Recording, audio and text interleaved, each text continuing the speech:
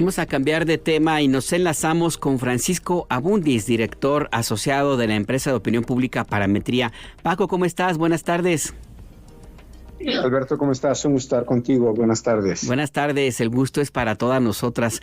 Oye, cuéntanos, ¿de qué hablamos ahora? Entiendo que de Rusia y de Ucrania, pero mejor explícanos tú. Pues mira, fue una revisión de mediciones que hicimos. Obviamente está en el artículo que publicamos en Milenio la semana pasada, la autoría de estas mediciones, pero creo que, pues como todo conflicto, y este en particular, y creo que en un par de semanas ameritaría hacer el mismo análisis para lo que está pasando en Gaza, ¿no?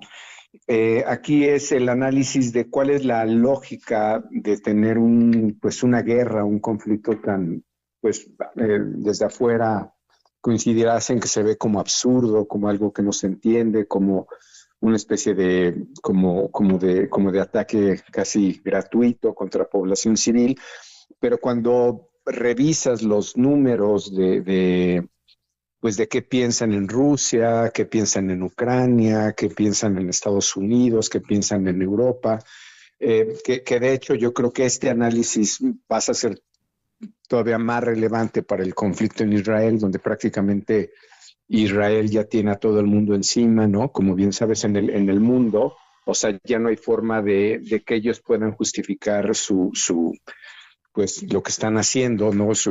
Como se ha clasificado ya como genocidio. Pues en el caso del conflicto de Rusia y Ucrania pasan cosas en algún sentido similares, es decir, si bien el mundo cuestiona la forma de proceder y lo que están haciendo los rusos, dentro de Rusia, pues Vladimir Putin sigue gozando de buena reputación, sus acciones se le ven como en el mejor interés de Rusia. No deja de sorprender, digamos, cómo hay esto se puede explicar por el propio manejo de la información que hay dentro de la Unión Soviética, información muy controlada, información pues que solamente justifica o legitima las acciones de su dirigente.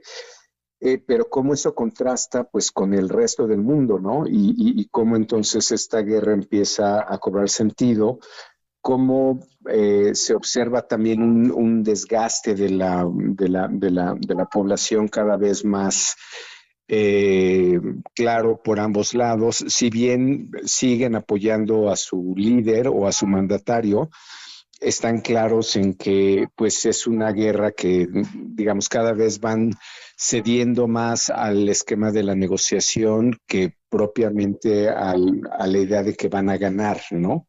Creo que cada vez es un esquema que les parece más lejano de ambos lados, tanto de Ucrania como de Rusia, y ambas poblaciones están más por una salida negociada con el tiempo, pero creo que sí, no deja de ser impresionante el nivel de apoyo que sigue teniendo Vladimir Putin, ¿no?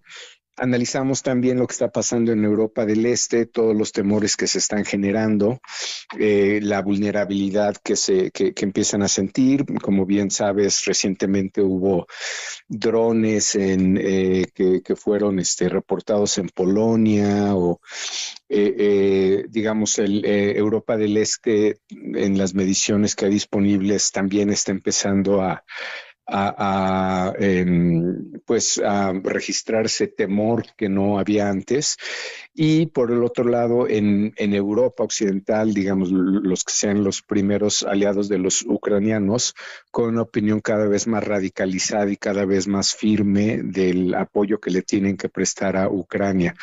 Estados Unidos, que sería el otro actor, cada vez más, siempre han estado con los ucranianos, pero ahí nuevamente cada vez se siente pues como el público está en contra de Rusia o de la Unión Soviética.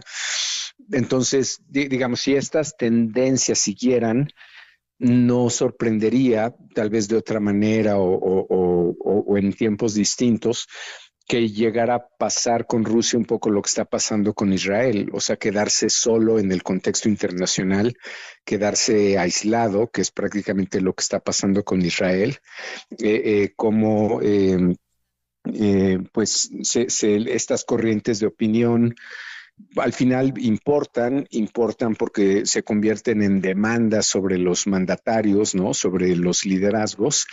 Y creo que te diría que, pues, para sorpresa de muchos, dentro de otra vez Rusia, pues sigue siendo la opinión mayoritaria de que, pues, un poco Putin tiene la razón, aunque, como te decía, cada vez más la gente está esperando una salida negociada. Y eso te da a entender mucho de lo que está pasando.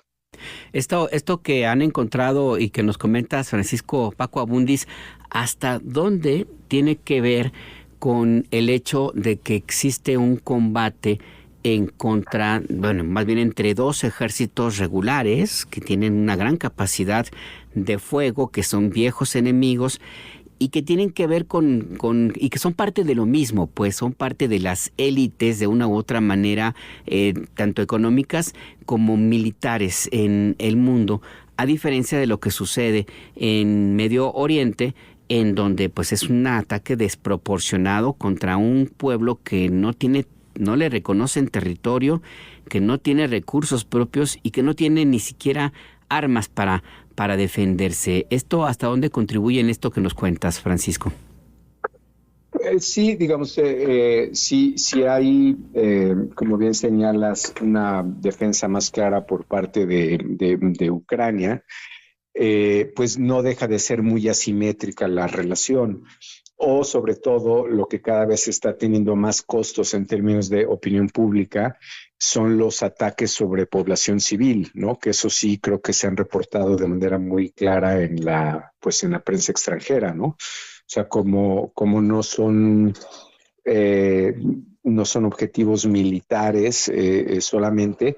Y bueno, este supuesto que acabas de decir, que están involucradas las poblaciones de estos países, pues en el caso de Rusia no está tan claro. Es decir, en el caso de Rusia da la impresión de que algunos de las fuerzas más importantes con las que cuentan los rusos en realidad son fuerzas pues de mercenarios, ¿no? Donde no necesariamente se está exponiendo a la población, y eso también responde a demandas de opinión pública, ¿no? Donde pues lo que conocemos como la leva y obligar a los rusos a participar en esto empezó a generar muchas críticas. Bueno, de hecho, siguen siendo las críticas más fuertes que tiene Putin por parte de los familiares de gente que sí sigue en el frente. Y, digamos, este dato que acabas de decir, ahí hay otra simetría. O sea, los ucranianos que están peleando sí son ucranianos, ¿no? Si quieres, con algún apoyo internacional, pero en final son ucranianos. Los rusos no, que eso también divide mucho a la opinión, ¿no?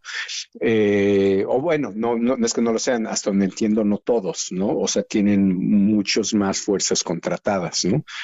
De manera externa. Entonces, creo que afuera, digamos, esto que se conoce como la guerra o la batalla de narrativas, sí pues le está ganando Ucrania a un costo muy alto, pero lo que no se ve claro es si en algún punto la opinión pública rusa vaya a ceder, ¿no?